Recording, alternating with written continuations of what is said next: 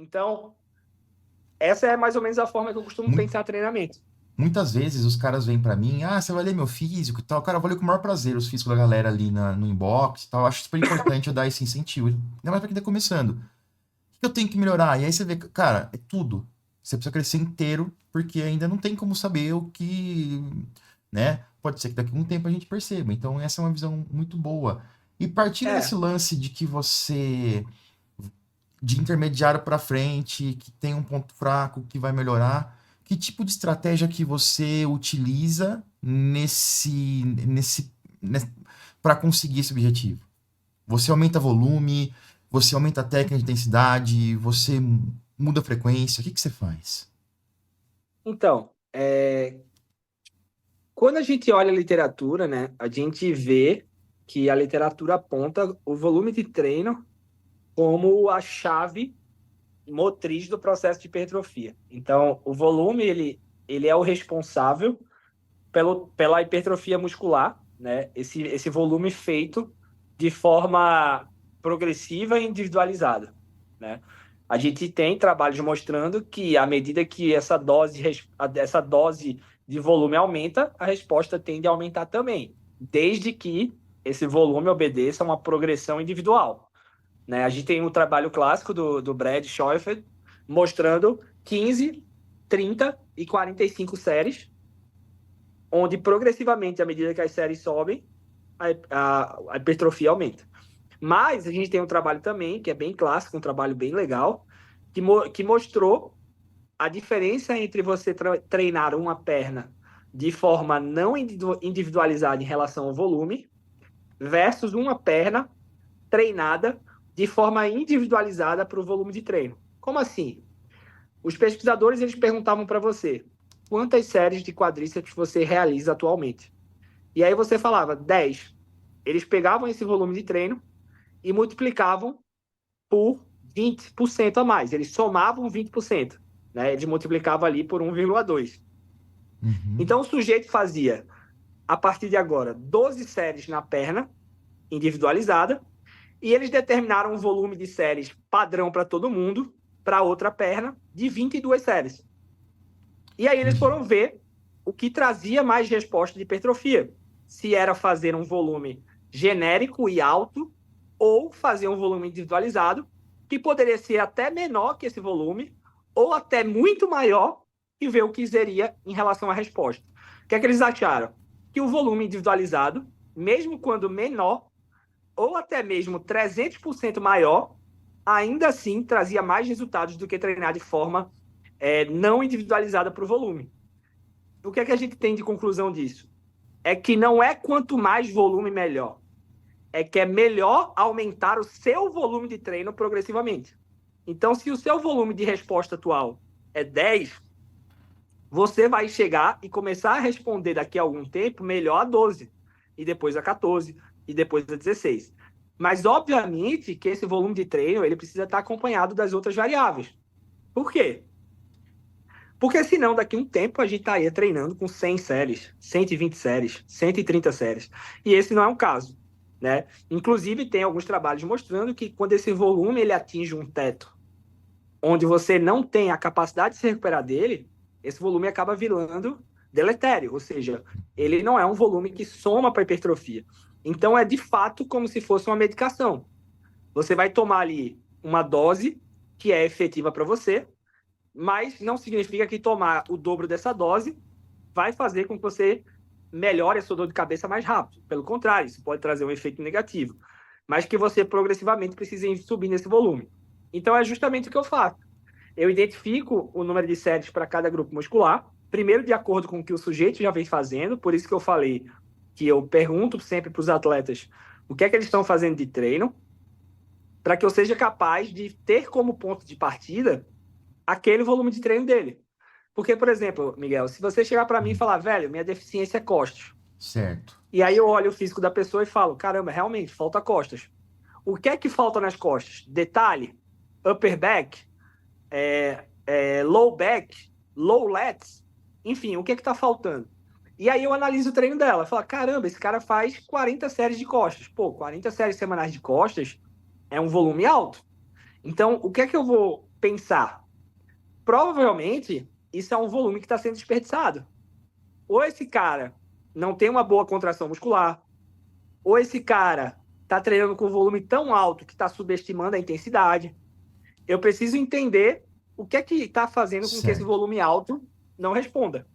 Então, quase sempre o que eu faço é baixar esse volume, se ele é um volume alto, para um ponto que é fraco, para que eu possa descer esse volume e a gente voltar a subir depois, só que com a real intensidade que ele deveria estar aplicando para aquele volume. Porque Perfeito. não é o máximo de volume, é mais volume com o máximo de capacidade de manter intensidade. A partir do momento que mais volume começa a custar muita intensidade, esse volume ele começa a ser deletério. Porque a gente não precisa só do volume, a gente precisa da tensão mecânica. Uhum. Né? Senão eu pegava um halter de 10 kg e fazia 200 repetições de agachamento. Isso seria Certo. muito volume, mas não teria a tensão mecânica necessária. Então, quase sempre, a modulação do volume vem da análise dos cenários de cada um. Então, por exemplo, se ele fala para mim que o defeito dele é costas, mas ele só faz 10 séries semanais, então eu já sei que eu vou precisar subir esse volume. É por isso que essa análise ela é muito individual. Então, o ponto de Uhum. partida para mim é analisar o que é que ele faz com o volume de treino dele e o que é que isso responde para a gente em relação a critérios como a intensidade que ele aplica, a capacidade recuperativa, porque o processo de não recuperação de determinado volume de treinamento, ele é passivo de ser analisado pelo treinador por meio de diversas perguntas. A gente tem a questão da dor tardia, a gente tem a questão da própria progressão de carga não estar sendo feita, que é um indicativo de que não está sendo recuperado aquele volume de treinamento, né, pelo processo de supercompensação. Uhum. A gente tem alterações de sono, né? A gente tem alteração de percepção de esforço. A gente tem, por exemplo, uma escala que é bem simples de aplicar, que é chamada de escala de prontidão, que é basicamente qual a motivação que esse cara tem para começar o treino dele. A gente tem estudos Boa. mostrando que o estado de prontidão para determinada sessão de treino, ela é um indicativo da capacidade recuperativa do treino anterior. Então, se esse cara ele não está bem recuperado, quanto mais essa recuperação tiver prejudicada, menor vai ser o estado de prontidão dele para a próxima sessão de treino. Por Isso exemplo, indica. desculpa, mas assim, só pra ver se eu entendi. Que é aquela coisa do cara chegar e falar assim, mano, amanhã é treino de perna, eu não vejo a hora de chegar. Aí chega amanhã, você acorda e fala, nossa, 7 da manhã, mas às 3 da tarde é treino de perna, eu não vejo a hora de chegar. E tem dia e época que você vai falar assim, cara, amanhã é treino de perna. Aí você vai, puta, eu vou mesmo hoje, vou, vai, você. É, Esse é mais é, ou tipo, menos é, isso, é né? exatamente isso. Tem dia que você chega, tá no terceiro exercício e você não sente que entrou no treino ainda. Esquece também. Também. E tem dia, velho, que você tá na rua, na calçada da academia, você já sente o seu corpo formigando para levantar peso. É. Isso é a escala de prontidão, né? E a gente tem a própria escala de percepção de fadiga da sessão, que pode ser utilizada após a sessão de treinamento, né? Eu Que utilizo. inclusive o Jonato ele tem uma métrica para isso, que é você multiplicar essa escala de precisão de fadiga pós-treino pelo tempo da sessão e você consegue acompanhar o que a gente chama de carga interna de treinamento. Entende? Então, quanto menor for a sua percepção de treino, com o mesmo ou com mais tempo total de sessão, isso significa que a carga interna desse treinamento está reduzindo. Então, são métricas objetivas que ajudam você a ter uma análise da resposta da carga interna desse treinamento em termos de recuperação. Então, assim, dá para fazer muita coisa, mas o problema é que isso ainda não foi aplicado da forma correta para o bodybuilder. Porque o que eu vejo, Miguel? Eu vejo Concordo. que Concordo. a gente quer tratar bodybuilder como Fórmula 1, a gente quer que os atletas de bodybuilder sejam valorizados como no futebol, como na Fórmula 1. A gente sabe que é performance, a gente sabe que é corpos sendo levados ao extremo, mas a gente não usa a ciência como aliado. Com Eu certeza tem uma. vejo, cara, Nossa, é foda. eu, eu fico muito triste em ver atletas profissionais que não valorizam periodização de treino. Cara, pega um jogador de futebol, pega, sei lá, os caras ali das Olimpíadas. Os caras têm a periodização impecável. O Pois treinador é. deles, seja do MMA, seja dos esportes olímpicos, cara, eles dão um banho no que a gente faz de trabalho, de periodização de treinamento, no bodybuilder. Eu vejo muito atleta, Chain, que não sabe o que vai treinar no dia na hora que chega na academia. Sim, mas sabe de quem é a culpa disso aí? Culpa do Joe Hader. É. Você lembra do Charles Poliquin, que era o Lembro, mestre lembro. do Milos e tal? Ele era, Sim, sim. ele travava batalhas imensas contra os Wader, porque ele falava assim, ó, o bodybuilding é o esporte mais insular que tem, porque os Wader, quando eles voltaram a fazer a IFBB, eles dominavam toda a mídia, então as revistas eram deles, os livros publicados eram deles, ele pegou a ciência do treinamento clássica, que se usa em Jogos Aham. Olímpicos e tudo mais, em atletas olímpicos, pegou alguns fatores e criou os princípios Whaler. Até tinha o princípio da. Como que era, cara? Aquele que Confusão você. muscular.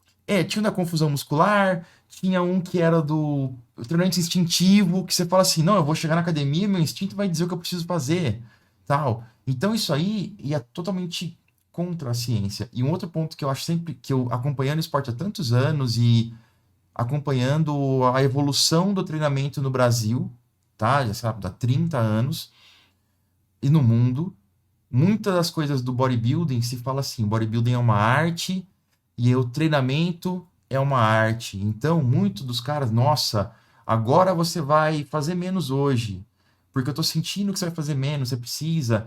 E a gente começou a estudar e ver a ciência e a gente entendeu que não é arte, é ciência. Então é Sim. a ciência de você metrificar a fadiga do cara, de você criar protocolos como esses. Eu utilizo também na minha consultoria essa percepção de fadiga final depois do treinamento, a percepção de como você vai aplicar um volume de treino no cara, execução, esse monte de coisa que até hoje ainda se é muito, nossa, o cara é um mago do esporte, que você sistematiza, cara, Sim. fazendo ciência. É muito foda. E a gente vê muito bodybuilder nesse negócio da periodização. Não faz, não periodiza, não faz deload, não precisa. Quando eu me machuco, aí quando o cara machuca e tem que parar uma semana porque tá lesionado, cara, invariável, 100% dos casos. Você que tá vendo também, que você que treina pesado aí e não periodiza, não faz deload, a hora que você machuca, você volta e fala, cara, eu voltei, foi ótimo, que eu descansei, voltei zero, voltei muito melhor. O cara fez um deload forçado, porque se machucou. É, cara, é muito legal que tem caras como você hoje, por exemplo, assim como muitos outros, que trazem a experiência e a ciência de uma maneira aplicada no bodybuilding, para abrir o olho dessa galera. Sim. Cara, tem um estudo. Você falou aí sobre essa percepção de quase um feeling do dia que eu preciso ir mais fraco, do dia que eu preciso ir mais forte. Cara, tem um estudo tão legal que é justamente com atletas profissionais, mas não são de bodybuilder. Se Hum, eu não me engano, são atletas femininas de atletismo, mas é sobre treinamento. É que certo. eles fizeram o efeito da privação de sono aguda no desempenho da sessão seguinte de treinamento. O que é que eles fizeram? Tá. Pessoas foram privadas de sono e foram postos para treinar para fazer análise. Um dos fatores foi de força. Força Uhum. e volume de repetições do treinamento, né? E qual a ideia que a gente tem? De que quando você tem uma noite mal dormida, você vai ter uma queda no rendimento por causa dessa falta de recuperação. E eles foram ver se isso realmente era de fato assim. E aí o que é que eles viram? Que o que acontecia não era uma queda de performance, de capacidade de performar. O que acontecia era um aumento da percepção de fadiga e da tolerância à fadiga diminuída. Ou seja, Certo. você começava a se achar menos capaz de fazer performance do que você de fato estava. Então, o que, é que eles viram? Que quando esse grupo ele era incentivado a fazer a tarefa, não havia queda de rendimento de forma aguda. Ou seja, aquele dia que o sujeito estava ali se sentindo mais cansado por causa de uma questão de recuperação aguda, a gente não está falando crônica, vamos colocar isso na nossa vida real. O dia que você treinava de manhã, que você tem uma rotina de treinar de manhã, e que por algum motivo essa rotina se alterou e você teve que ir no final da tarde. E aí você já não tá com aquela cabeça tão boa quanto de manhã. E aí você fala, pô, hoje eu vou pegar mais leve, porque hoje eu tô sentindo meu corpo mais cansado. Mas, na verdade, de forma aguda, o desempenho não cai tão rápido assim. Se alguém tiver ali do seu lado e falar, não, a gente vai fazer o mesmo volume, a gente vai fazer a mesma intensidade, você vai ser capaz de fazer. Óbvio que isso não é sustentável. Se você ficar empilhando dias de noite sem dormir, de fato a sua capacidade vai começar a cair. Mas o que eu estou dizendo é que a nossa percepção de esforço e a nossa tolerância à fadiga, ela pode enganar a gente em relação à nossa performance.